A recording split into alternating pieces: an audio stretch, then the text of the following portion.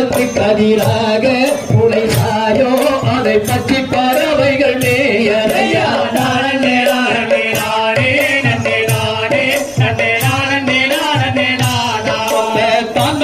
மக்கள் போட்டிய நிற்கவும் தாயாருக்கு சரி சொல்ல அவர் பக்குவமாகவே விதைத்தார்.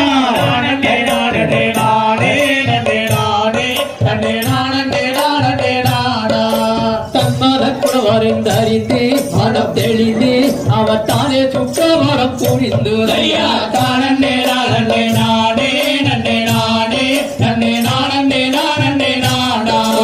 சந்திரனும் சூரியனும் தானே உதயமாக தானே கண்ணி ஊரை பார்க்க அவர் பக்குவமாக விதைத்தார்.